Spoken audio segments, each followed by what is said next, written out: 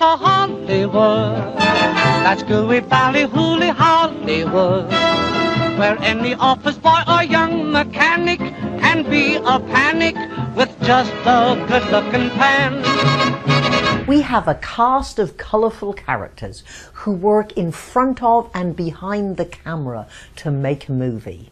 A movie that has the power to transport us into the future or show us life as it might once have been. Hollywood knows how to emotionally connect with an audience. This is what speakers have to do. And a gentleman in the fourth row puts his hand up and said, "You're quoting my competitor, why aren't you quoting me?" To which, of course, I said, "Well, who the heck are you?" And that's when I met and started becoming friendly with Michael Hauge, who calls the opening of a movie the seduction scene. The first thing that struck me is it wasn't a story. It was instruction, which is fine if you're looking for coaching on how do you give instruction. But you started a story that you didn't finish. So I'm going to coach you on that story because I think you had a good thing going and let it drift away, frankly. What you have to decide first is who's the hero of the story. It wasn't clear to me, is the babysitter the hero or are you the hero? My suggestion, the babysitter. So I want to know, who is this babysitter? My baby, now I don't know the details, but remember, everyday life, it can be very quick. But let me tell you about my babysitter. Wonderful girl, takes great care of the kids. She comes on Wednesday nights, but on this Wednesday, she was in pain because the next day was a paper was due on a subject about which she knew nothing. Commas. Not only did she know nothing about them, she saw no reason to know anything because you don't need them to tweet or whatever. I'm just making things up now. So I'm just making, I was going to say stuff I can't. Okay, but because I don't know, but this is what we want. In fact, if I honed that, I would have done one other thing. I would have painted a much better picture of the setting, like Patricia was saying about the diner. So, or when you introduced her, you could then say, so she sat in the middle of my kitchen, the table surrounded by pages, or madly going through Google, trying to, whatever. But we want details so you create a movie in the mind of the listener. You are going to be the instrument with which she solves her problem. Her problem is prepare a presentation, or give a presentation, or write a paper, whatever.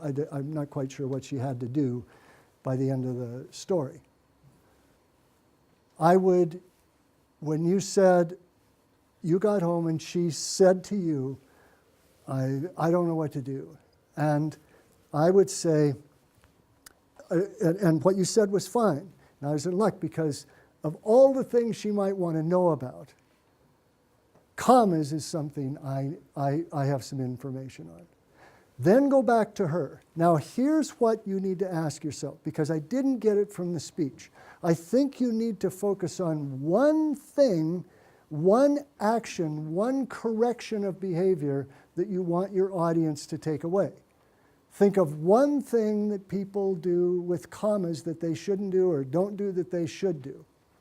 And teach her in the story how to do that. Give that hero of that story an example of how you do it properly.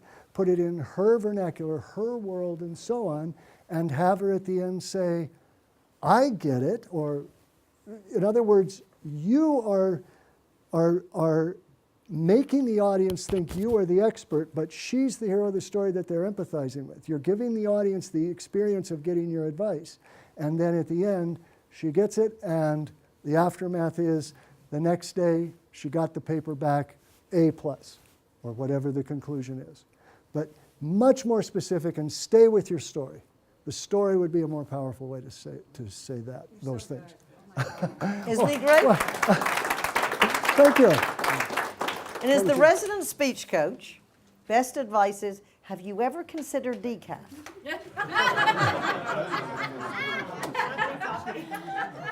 Don't start. We all make the mistake at some point in our career when you don't have long to talk fast. I am sure we all grow into the fact that it is better to say less, say it well, have it understood and remembered. You are the perfect example of someone who should take what has great potential, as Michael showed you, great potential within your content, have it transcribed.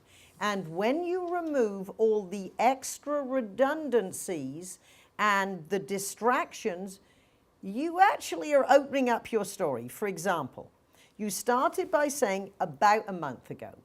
It's never about. It was a month ago. Because it doesn't matter, nobody was there, we're not going to argue.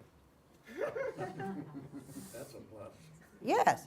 Why not just as a habit say last week? Unless something happened within the month that she then passed her test or got an A.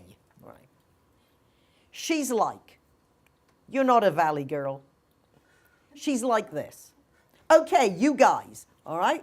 All the words Anita just added that. This is very common to do. And if we are not aware that we do it, we cannot remove it. Let me tell you, you're about to tell me, why don't you pause and just tell me? I can't quite remember what happened, but you were saying something in your life, okay? All experiences are in our life. Now, I'm not saying there aren't going to be experiences after life. However, and we have ministers here. However, for this seminar on commas and semicolons, we're assuming it's within our everyday life. Again, you said, I need to tell you, you're about to tell me. With the way you give us the information, we'll know you believe it's vital. And again, you need to tell us something and then right. Every time we have okay, right, you know, at the end of a sentence, not only are you killing the impact phrase, you are an expert on comma. You and Pat know more about commas and punctuation than the rest of us put together. We're embarrassed that's true, but it's true. And whenever you say right, okay, it's as if I am not confident enough in my opinion that I have to get your approval.